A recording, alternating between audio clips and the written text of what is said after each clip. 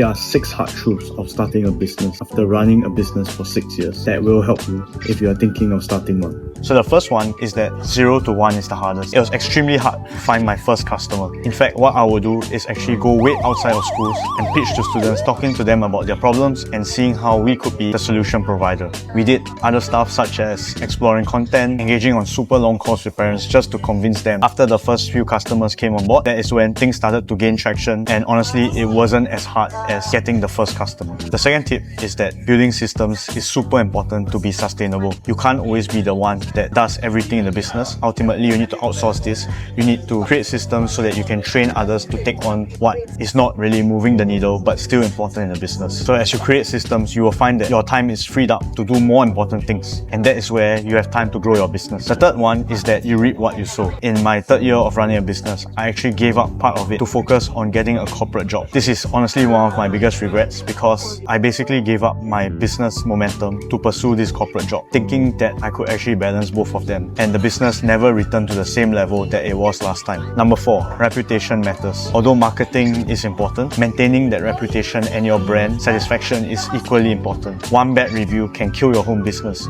and you need to make sure that you proactively take steps to ensure that your customers are always satisfied, because bad reviews spread like wildfire. You don't need to be perfect from the start, but you need to make sure that all customers leave at the end of the day satisfied. Number 5, running a business is a full-time job. Although you may not be always actively in the business does seep into your mind and affects your everyday life. I find myself having to deal with a lot of problems that happen in my business even when I'm not working. For example, I might be out with my girlfriend and some thoughts still come into my mind. Also, random problems happen all the time which needs your attention to go and fix them. Number 6, as a founder, prepared to be doing everything, not just what you think is your job scope. I was doing everything from hiring to teaching classes to fixing light bulb and creating content. At the start, you don't really have many resources, so you have to depend on yourself or your starting team to actually manage all these things. There's no such thing as a job scope or a roles and responsibility column. You have to put out whatever fires there are. So I hope that you found this helpful, and if you have any other tips that you have for new business owners, leave them in the comments below.